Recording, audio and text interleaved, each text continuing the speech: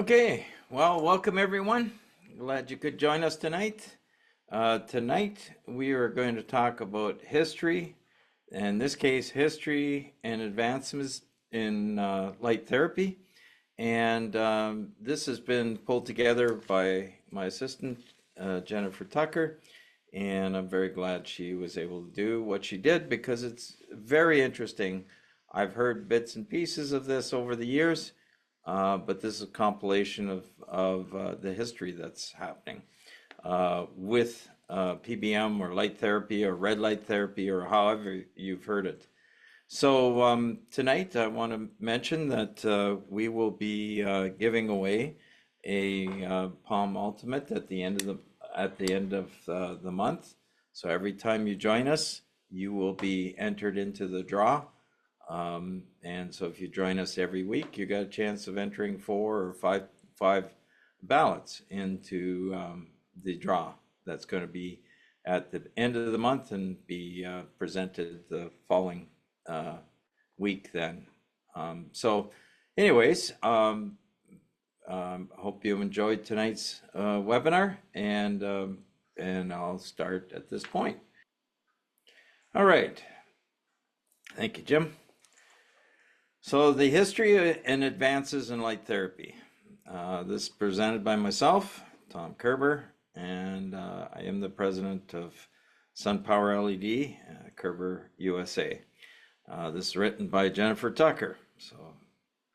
Okay, so ancient civilizations actually were using light therapy. And we're talking about ancient Greece, the Babylonians, the Syrians, Egyptians. In ancient Greece, Hippocrates, that's from 460 to 370 BC. He was a Greek physician, and he was considered to be one of the most important figures in history of medicine and regarded as the father of medicine. In fact, the Hippocratic Oath, which you've heard is do no harm, was something that he had come up with, a code of ethics for doctors that was named after him and still used to this day. Now, although it's still used, I'm not so sure all the doctors are following the Hippocratic Oath, unfortunately. They should be if they don't. He is noted as the first person to document the therapeutic nature of light from the sun. Furthermore, Hippocrates regularly prescribed sunbathing to treat a list of illnesses. He had a large solarium on the island of Greece, where on the island called Kos, Greece, where his patients received heliotherapy from the rays of the sun. So I believe that if you will be able to provide this information, so if you want to click and dig into it further, there's lots of good information here. Next slide, please. Heliopolis was called the City of the Sun. There's the obelisk of the Temple of the Sun, Old Heliopolis in 1878.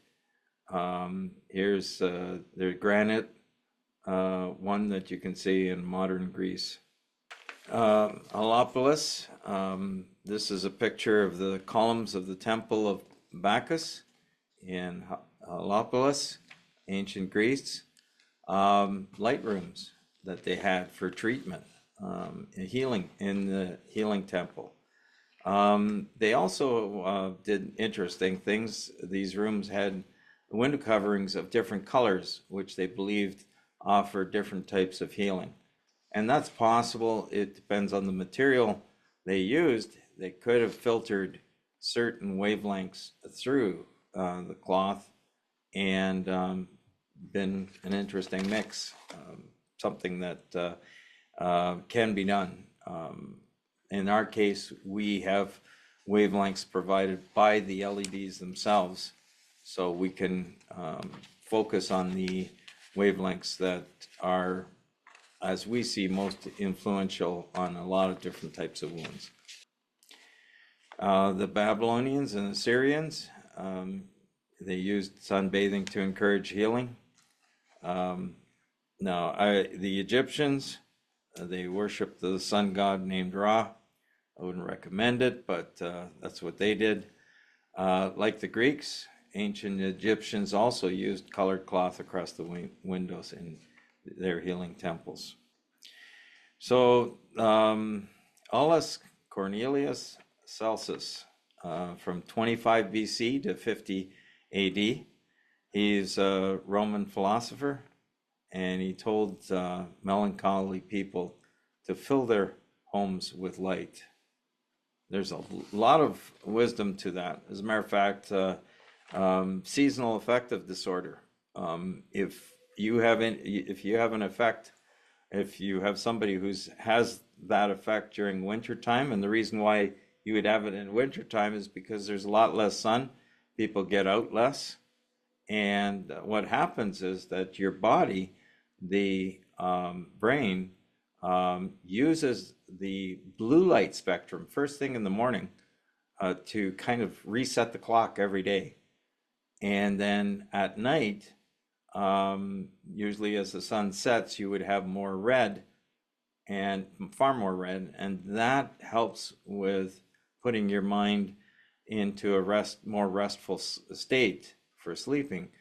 And the challenge that we have is we have fluorescent lights and all kinds of different things going on, and we have our computer screens, and we tune in at nighttime and to the computer or watch a TV show, and there's a tendency to have a lot of blue light coming at you late at night that can really disrupt, if you're sensitive to that, can really disrupt your circadian rhythm.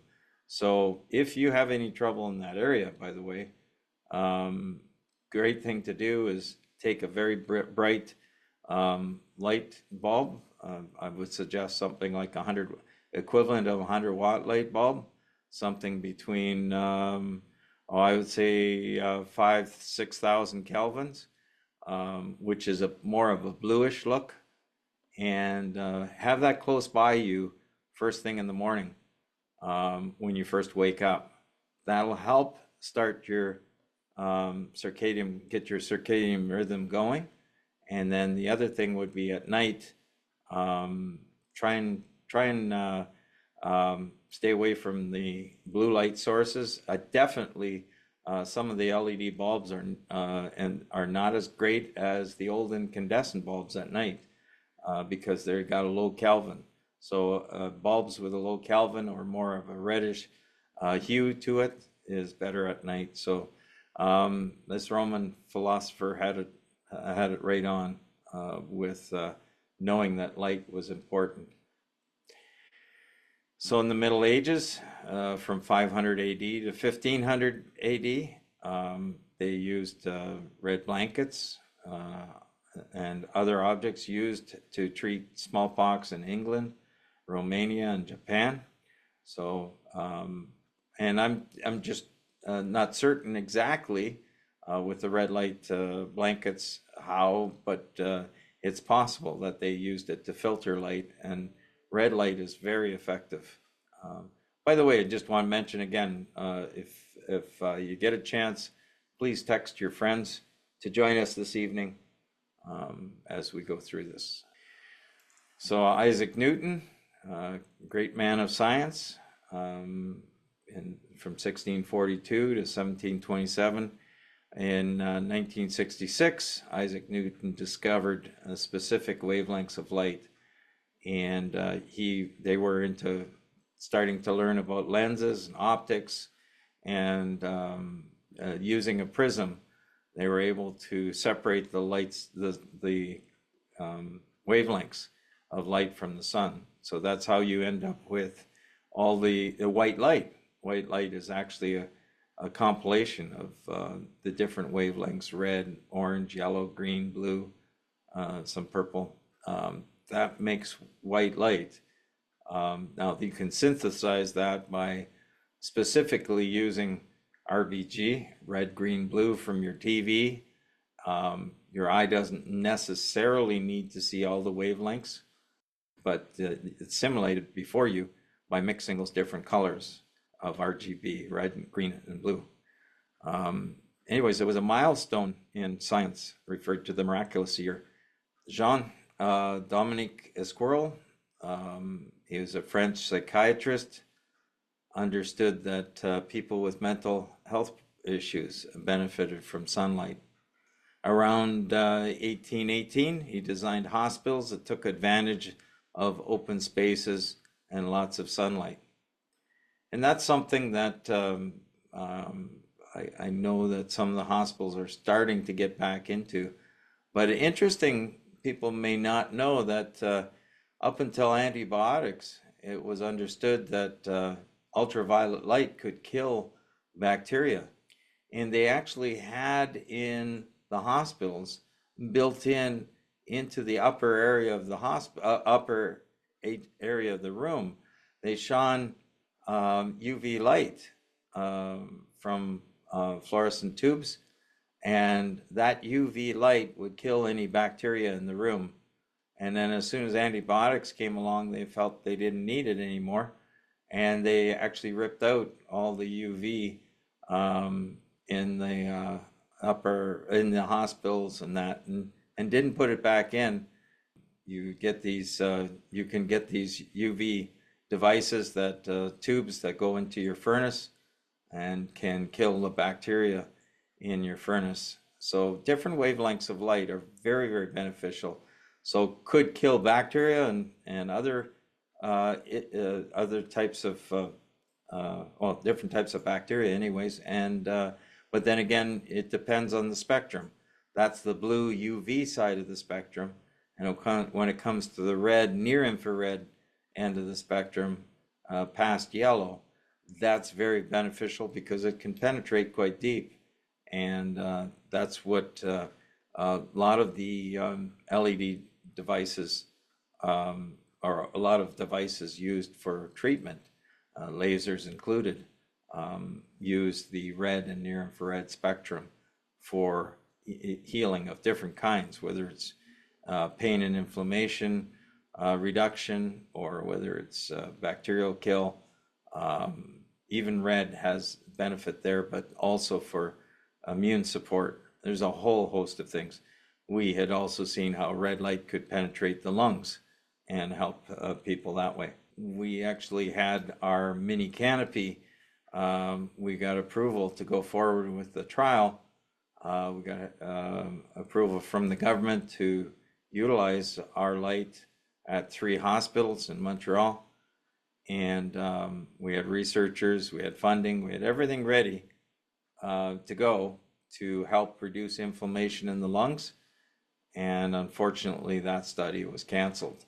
When it was most needed, our study was canceled by upper management. Anyways, Florence Nightingale even realized that there was benefit from light. This is in the 1850s. She revolutionized modern nursing and public health. In the 1850s, she advocated for the use of clean air and abundance of sunlight to restore health. And that can even be found in the PubMed article that's listed there. She noted that sun cured bodies physically and mentally. There is so much there as far as if you were to get out in the sun, get outside, and that can be tremendously beneficial to get that sunlight in. What we haven't mentioned is the ultraviolet B, which is 297 nanometer. That comes from the sun. And although they have put this thing on that it's dangerous to be out in the sun, not at all. If a person slowly integrates their body into the sunlight, our bodies naturally can deal with ultraviolet, a certain amount of ultraviolet. Now, ultraviolet C is not so great for your body, but ultraviolet B creates the vitamin D in your body. And interesting enough, it's a wavelength that is very unique in that if you tried to go just outside of the spectrum, either side of 297 nanometer, so plus or minus 10 nanometer, you won't, after that, you won't get a microgram of vitamin D produced. And anybody thinking, well, just sit inside behind a window would be sadly wrong, in that you get no vitamin D through a window. As soon as you go through a window, vitamin D is not created, because no ultraviolet B will penetrate a window or piece of glass. You have to use quartz. Quartz is the only material that would allow you to have UVB come through your window. So, and I think that'd be extremely expensive if we were to have quartz windows. But anyways, she noted that sun really helped the bodies. So Thomas Blunt and Sir Arthur Downes, chemist and physician team, in 1877 they proved that sunlight kills bacteria, another one, but they had their proof then, and they published their findings in the Royal Society of Medicine. Dr. Theobald Palm, we do have our Palm lights, but sorry, Dr. Palm, I didn't name it after you. But Dr. Palm was a medical missionary and taught that a lack of sunlight caused rickets, and promoted bathing in the sunlight to prevent and cure rickets. So very good benefits from sunlight. Okay, Dr. Niels R. Finsen, he was a Danish physician, studied the effects of Edison's incandescent light bulb on living organisms. In 1896, he treated 804 patients with lupus vulgaris, a type of tuberculosis, for 2 hours daily, and developed the first light therapy that was successful in removing the lesions. And Edison's light bulb with the incandescent filament, I actually was able to go down to the Edison Museum. It's very interesting in seeing how he tried and tried and tried to get a light that would give off light without burning out the filament. And he finally figured out how to do it. But from there, launched light, incandescent light, and incandescent light is still good when it comes to in a home environment, although LEDs are far more efficient. But the spectrum from an incandescent bulb is pretty good, because it's let's say about 3,000 kelvins. You can get 2,500 kelvins, and that's more of a red. But the challenge is, I have a product that was based on Edison's incandescent light. That was a product that developed 15 years ago called the Genesis Health Light. And we used an incandescent bulb here, actually a halogen bulb, but we had to filter away the heat out of the beam. And so we were able to see for 15 years how much of a benefit this had. Now, the difference would be from what Dr. Finsen did, and what I'm doing here is with the special filtering inside here, that special water filter that I have a patent on. It allows this to go right up to the skin without burning the skin, because it removes all the far infrared, which just heats up the surface of the skin. In 1903, he was awarded the Nobel Prize in Medicine and Physiology for his use of red light to treat smallpox scarring, and UV light to alleviate tuberculosis and lupus vulgaris scarring. So some pretty neat things using wavelengths of light. Yeah, so his work was written in English, French, and German, and this allowed the idea of light therapy to spread across America, Scandinavia, and Australia. And as pharmaceuticals started coming stronger, more and more on the scene, much of the light therapy was forgotten about. And it's only more recent that light therapy is really coming back, and people are understanding that light is a very, very powerful tool in the right hands to help treat various parts of the body and different illnesses. Okay, we will continue to have this presentation. This is as far as we're taking it today. So I hope you enjoyed this first part. 15 years back, I realized that light could make a huge difference on the body. I ended up designing this very powerful light using LED technology. With this amount of very high power density, it can reach through the tissues and travel right to the joints. But the key is that the power density and the area is extremely important to deliver that light into that. The mitochondria receives that light and converts that energy into the cell. So it's like giving the cells super high octane fuel, and they run like a jet, and they're able to do all the things for repair in that. What are the products we have? Well, we have a small device, which is actually large when it comes to light therapy. You have a fairly large area of light and a high power density that can be used for different parts of the body, like your fingers, shoulder, back, neck, knees, ankle, anywhere on the body. And then we have what's called the mini canopy, which is about a foot square in size. And then we have our full-size canopy, which is basically 6 of the mini canopies. And then we have another device, which is the helmet, and that device can help for mental issues, for brain injuries, for concussions, for PTSD, TBI, all of those kinds of things. And there's new research out there that shows it could be helpful for not only strokes, but dementia, Alzheimer's, and Parkinson's, and just different brain issues.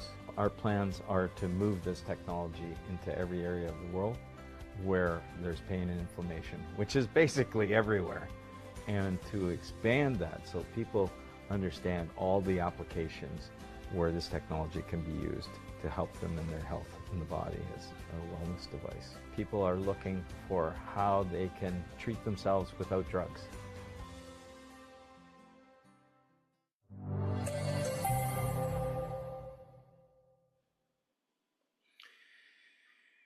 Okay, well, so at this point, I'd like to just quickly ask you to present your questions. We're going to be getting into the questions in a few minutes, but first I'll just go through a few of our products quickly to show you what we've been able to develop. Now, you've seen a little bit in the video, but this happened. We have 3 different main models of this.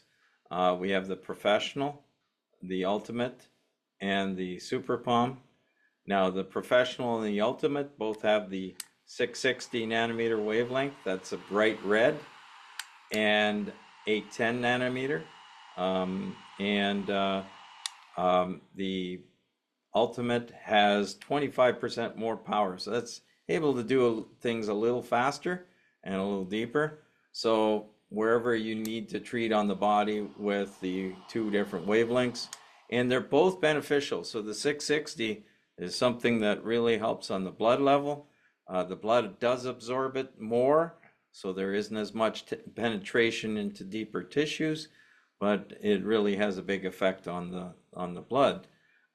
Whereas the 810 nanometer is able to go through the blood and go much deeper and reach to the target area, to where the pain and inflammation is. So much deeper. It can also reach in the 810 nanometer can also reach into the brain as well. So we have also the what we call the Super Palm, which is our top unit that we have, and it has the 660 nanometer wavelength, as just like the Ultimate does, but instead of the 810, we have the 1050 nanometer. And 1050, as I'm looking at it, it's totally invisible, but the camera can actually pick it up. You see those purpley dots? That is the 1050 nanometer, which can penetrate a little bit deeper. So that's the additional effect of the 1050. Now, some also just ask me, well, what about lasers? Well, it turns out that we have over 5 optical watts of power coming from the device here, let's say the 1050. And this device is like $1,900. There's lasers out there that have the 1050, 1064 nanometer, very close to the 1050. And you could spend anywhere from ten to $30,000 to get the same amount of power that on the 1050 nanometer range, and it is much safer because it is a diffused beam as opposed to a focused beam of a laser. So you don't have to spend that kind of money on lasers to get the effect that you're looking for. LEDs can do that very, very well. Lasers have the oldest, though. I got to say they've been around for 50 years. Part of that is because lasers are something that, or the type of technology, has been very powerful going back 50 years ago. And Andre Mester, who we'll be talking about in the future history lesson, used lasers. And there was no LEDs at the time. LEDs really only came into the picture some 30 years ago, started coming into the picture, and you knew them as an indicator on your stereo. It didn't produce much light, but it was a little tiny indicator, and then they started using some LEDs clustered together to give you a little bit of light. And it wasn't till about 18 years ago that high power LEDs came onto the scene, and they were very expensive. The first one of the salespeople came to me and had said, "Tom, how can you use this very expensive LED?" And he showed me different colors of light, and at that time it was $70 an individual LED. So if you wanted to make a 100-watt light bulb, just the cost alone would be over $200 just for the 3 LEDs that you'd need. But I was looking at what could you do with a high power LED, certainly not light a room. But I worked with, got the LEDs, and we put a high power blue LED in the tip of this device. And that's for curing the white fillings. Dentists would use this to cure your molars. And the big thing was I made it so you could slide it right up in the back of the mouth, right on top of the molar, without having to pry your jaw wide open like some of the other devices that were starting to be developed. So that was one of my first high power blue LED products, and we sold it amongst the dentists. It's called Blue Wand. And then we started using high power red LEDs for the use for treatment, where light can actually be used to activate a compound that kills cancer cells. And we're raising a separate company, but we're raising funds to try and continue to move that forward. But unfortunately, at this point in time, even though we've been at it for a long time, we haven't given up, but it has been extremely slow to move forward. We developed one of the devices that I developed is a red LED two panels. They're about that big, about the area of 2 of my hands. And the light that comes from it is in the red wavelength, a 635 nanometer. And that light is equivalent to 500 100-watt light bulbs. Imagine that, 500 100-watt light bulbs of light output power coming out of my hands. I had to water cool them, special cooling system, got patents on that as well. And we were able to early treat through certain government applications to do a few treatments with that later on. Early on, I worked with one of the doctors that used the light with some of his patients. So unfortunately, that doctor passed away some 12, 13 years ago. So anyways, that's how I got into using red lights, red LEDs. But until the cost came down, it wasn't until just prior to COVID that the price was coming down and down to the point where it now made it possible to afford high power red LEDs for treatment. But prior to that, we used this device that I developed, which has pretty much the same optical power as our lighter unit here. You know, it's pretty small, nice to work with. And so we were able to see how already back 15 years ago, how many people we were able to help of all kinds of different kinds of indications, migraines to open wounds to diabetic ulcers to all of those kinds of things, used incandescent light, but special filtered so that we could get rid of the heat. So that's our, so we have the 3 palm lights, and then we have this is our mini canopy. The mini canopy has the 2 wavelengths as well. It has the 660 nanometer wavelength and also the 810 nanometer. And you can't see it very well. There you can start seeing when I cover up some of the, there you go. See some of the light. I've got a very strong overhead, nice even light for the webinars. And that doesn't help for me to show that kind of wavelength of light. So this is our helmet. This is the device that we've seen all sorts of really, really neat effects.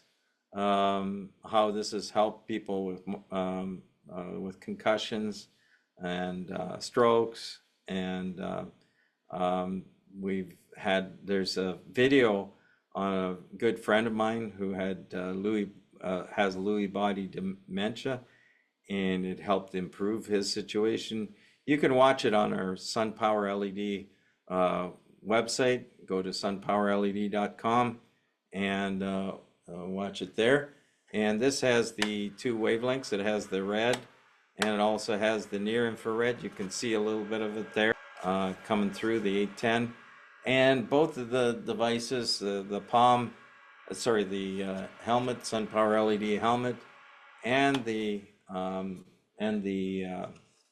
mini canopy, both have the ability on special order to get it with the 1050 nanometer as well. It adds about another $1,500 to the cost, but if one's trying to get the very deepest penetration, that's a way to go. So those are our different light units, and I'll come back to laser again for a moment. It's not the easiest to show, but I'll try. So this is, when I talked about safety with lasers, laser has that spot of light that you can see on, and that spot of light, if you had a little more power, like the ones that are for treatment, that could actually go into the back of the retina and focus that light right on the back of the retina and damage the retina. What happens with LED technology, though, it's very, very safe, because here's light coming from an LED, and you see how it spreads out very quickly from a very small spot to spreading out. So when it comes to LEDs coming out of our devices, the light is not focused to a small spot. and that makes it super safe to do treatment around the sinuses and that. So that's what different wavelengths. So, oh, and also penetration. Some would say, well, you need a laser to get penetration. Well, this device has both the laser, and you saw that, and it also has LED. Both of those, I measured the power, and I'm going to try and do this again, see if I can get some success at doing this. I'm going to put it over my finger, cover up my finger. Okay, do you see right now, that's the red laser going off right now. Okay, that's what the penetration looks like, and it's covering my whole finger. As you can see, the whole finger is being covered. When I come back to using just LED of the same power, oh, that's a little difficult.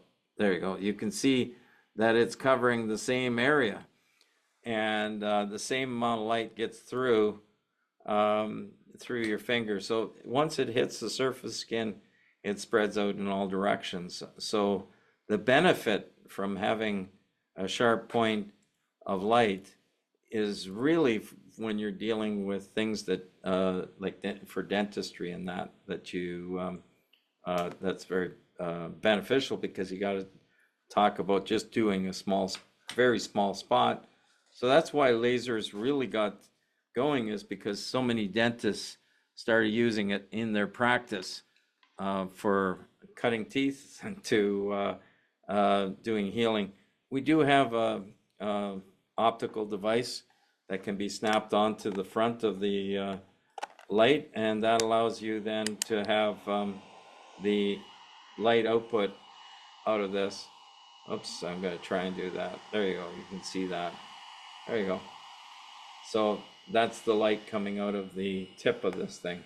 So it's possible then to use that on your mouth. I'll just see, and you can cover, there you go.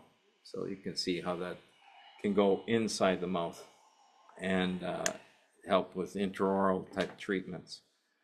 Okay, let's go to some of the questions out there. Okay, it's Alma. Alma, thank you for your question. Can you tell us about your work with burn patients in Israel among the IDF? We are trying, we got our equipment over there in Israel, and we're just working back and forth with the health department of the Israeli health department, and we would love to get our equipment in, but unfortunately it's still tied up in red tape. We're hoping that we can get that clear through that. Okay, John is asking, how can it relieve pain for osteoarthritis in knees, bone on bone? Bone on bone is definitely difficult, but I do know that it's possible to reduce pain, because anytime you can reduce inflammation, you can reduce pain. But when it's on bone and bone, that's more difficult, but it is possible to reduce that pain with light. So using the right wavelength, and I would suggest in this case, a person would spend about 20 minutes to half an hour on their whole knee all the way around, and treating with some of the time, about a quarter of the time of that 20 minutes or half hour with the red 660 nanometer, and the rest of the time with the near infrared or the 1050, the invisible, because that penetrates really deep, and that'll help, should help in that situation. Geraldine is asking about a flesh-eating condition on hand of a friend. Please tell story of 80-year-old and with 60 years of infection in the head. Yes. So one fellow had an infection on by his ear, and they had done many surgeries to keep removing, trying to get rid of this infection, and they just could not. And he was plagued with this for 60 years, and he used the light on that area, palm light, He's an 80-year-old fellow, and it just started oozing, and within 2 weeks, the infection cleared up finally after all that time. Elizabeth is asking, how would the Palm device be used for migraine headaches? Focus on just point or pain all over? Okay, so again, yeah, with migraine headaches, it depends on if it's a specific muscle trigger. The back of the neck is one of the highly influential areas. Sometimes it can be caused by TMJ, the muscles in through this joint area here, the masseter muscle or the other muscle coming through. If that can help with reducing that tension on the muscle, can be caused by different areas. So I do know that that people have been able to get rid of migraines with our light technology and get their life back. So that's possible. At first, I would say you probably treat a lot of different areas, and you start finding out then which area is the one that seems to take it down, or where you get the most effect. So you can save some time. You might have to just keep it up, like brushing your teeth. But how much better is that than having an ongoing or using drugs long term? Constance is asking, is there a time limit on how long a session can be used in one area? How long can it last? Can it be too much, too long? Well, I got to say that because of the very even amount of light and illumination, if you were, a lot of information out there has come out from lasers, which is a very pointed source of light. And so, yes, if you put that light beam in the same spot for a long time with something like this, because it's such a high intensity on one spot, yes, you will get decreased results, and you could cause like an inhibition to the actual benefit. But with our light device, we have a very, very even illumination, which means there's no hot spots of light. So, and just showing you here, it's very even, the light. It's not just if I took the laser pointer and put it on the back of this page, you see the small point of light there? We don't have that small point of light. We have a very even amount, which then creates what we call a wall of light that goes right into the tissue very deep. Now, I have had people tell me that they've had different issues and around the head and neck, and they've literally, it's so comforting. And the whirl of there's almost like a vacuum, a little bit of a sound like the fans going, saying kind of like a vacuum cleaner. You can put kids to sleep with a vacuum cleaner. Well, you could also put, it's just a white noise that, so I've had people actually fall asleep with it, and they're fine. And as a matter of fact, one individual, he had damaged his ribs, and he was very concerned about how long would he treat. And he said, I started using it and it felt really good. And he says, next thing you know, I woke up 3 hours later and I treated my lungs. I had it on my lungs for 3 hours. And in his case, he said the pain was totally gone, and so was his lungs. No, he did absolutely fine. The pain was gone, and he felt much better. Now, I'm not recommending to anyone that they fall asleep with their light. You should use it and know that set a timer if you tend to fall asleep, and use it on the areas that you do. If you feel it's even too warm in a certain area, you could treat 5 minutes here, 5 minutes here, 5 minutes here. You know, move it around a little bit and come back to the same area if you're trying to treat longer. PBM, I thank Jennifer for mentioning it, the PBM can be used, well, PBM has been used over 100 million times, and they don't have any documented side effects from the FDA hasn't, from adverse effects from using light therapy. I will say that comes back to, again, laser versus LEDs. LEDs are extremely safe to use, yet can provide the light power that one needs to accomplish the task. Okay, so tonight I think we're going to wrap it up. I want to thank everybody for joining us tonight. Appreciate you being with us. And I know we've got people coming in from all over, and please remember to tell others about this webinar.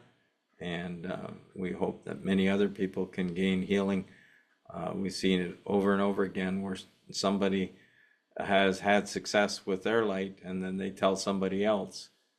And people have been healed of all kinds of different issues because their friend told them about it. So please tell your friends about the light technology. By the so I just got another question here just before we call it quits. Sandra is asking, my sister has been diagnosed with uterine cancer. Goes for an X-ray to make sure there's no node present. What would you recommend? Well, light therapy is something that can help the immune system. So it's very helpful. They've used, they found that for in the mouth, that people with oral mucositis as well, when they get treatments on the mouth, that light therapy can actually prevent some of the other side effects from chemotherapy and radiation. So it's very, very beneficial. Another quick question here, Elizabeth is asking, what about travel? Well, as it turns out, very easy to pack this in your carry-on because there's no big battery on this thing that could be unsafe. This just plugs into the wall, and our power adapters that we use are medical grade power adapters, and they have the range of, even though it has the 2 pins like this, it has the full voltage range of 110 to 240 volts AC. All you'd need is one of those little adapter pins that converts the pins to the other styles around the world. And they can easily be purchased at most airports. But this could take the voltage and convert it properly to run the palm unit at a low voltage DC level. Turns out 24 volts comes out of this device, and that's what runs our devices, 24 volts. And then we have, obviously, we have 24 volts even for the mini canopy and the helmet, so very safe voltages to work with. But as well, the power adapters are universal, so they work on the different voltages. Well, I want to thank everybody for joining us tonight. All the best, and we'll see you next Tuesday. Bye for now.